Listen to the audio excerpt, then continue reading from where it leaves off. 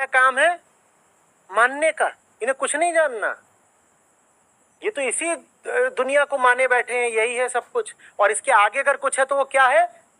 या तो ये स्थूल जगत को मानते हैं, नहीं तो फिर सूक्ष्म जगत को, जो मेरी कल्पनाओं का जगत है, वहां चला जाऊंगा, स्वर्ग है, नरक है, ये लोक है, वो लोक है तो वो भी तुम्हारे ही मन का उत्पाद ना। मन भी तो एक इंद्रिय ही है, आंखों से दिखाई दे वो भी भौतिक, और जो मन में तुम्हारे भावना उठ रही है वो भी भौतिक। भावना भी भौतिक होती है, कल्पना भी भौतिक होती है। तो ये है कहानी। अब आप जानो, मैं नहीं जानता हूं कि आस्तिक किसको बोलना है, नास्तिक किसको बोलना है। आधार की बात है।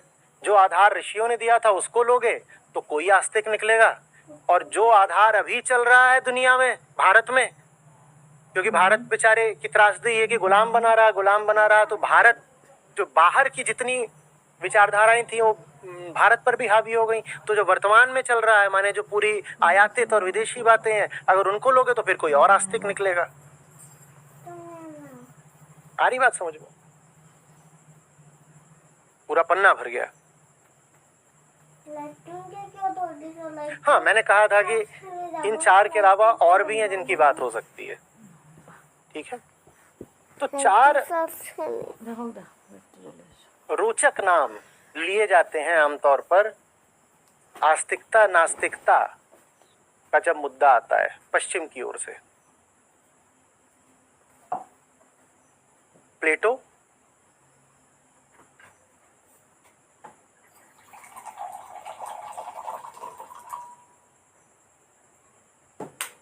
कांट, जिनकी चर्चा आज सत्र में भी हुई थी, हाइडेगर, और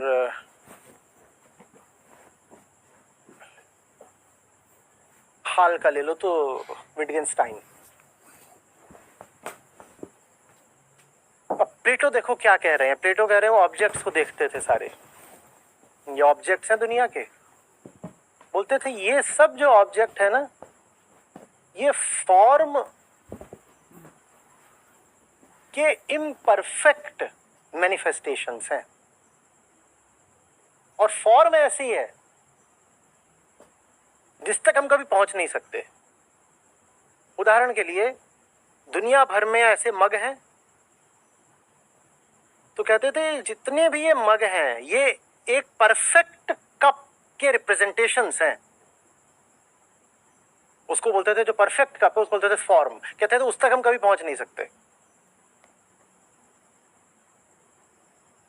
और सारी फॉर्म्स के ऊपर जो फॉर्म बैठी होती थी उसको बोलते थे द गुड।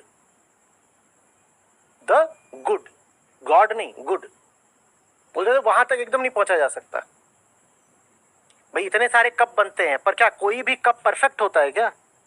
ये ऐसा बनता है, इससे पहले इसकी एक मानसिक छवि होती है, उससे ये निकलता है। तो कह रहे हैं ये उससे निकलता है, और उसके भी ऊपर कुछ और बैठा है जिससे सारी मानसिक छवियां निकलती हैं, जहां सारी फॉर्म्स निकलती हैं। और जो हाईएस्ट फॉर्म है उसको तो बोलते थे द गुड।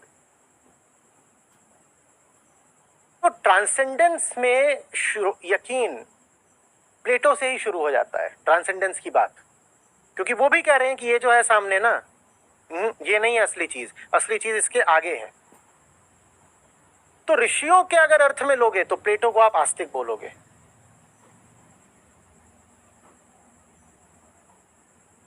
पर अगर आप कहो कि क्रिएटर गॉड, तो क्रिएटर गॉड को नहीं मानते थे प्लेटो, उस अर्थ में वो नास्तिक कहलाएंगे।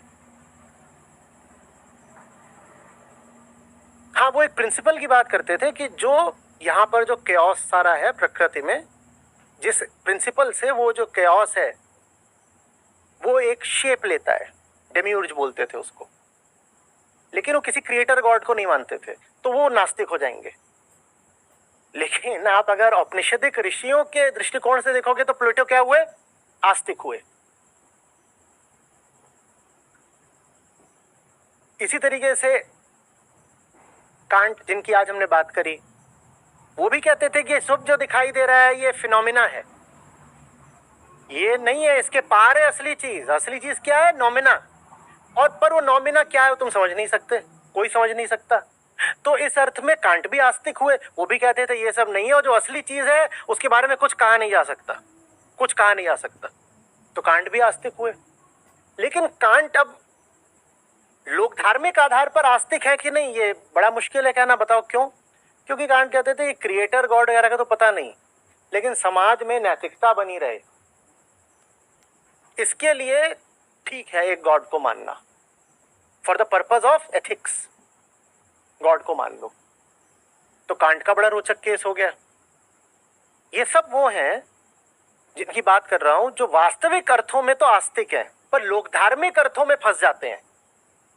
प्लेटो भी वास्तविक अर्थ में आस्तिक है क्योंकि वो कहते हैं कि ये सब जो है इसके आगे कुछ है। प्लेटो की एक है एलेगरी ऑफ द केव, आप सब पढ़ेंगे और कल कम्युनिटी पर उसके बारे में लिखेंगे।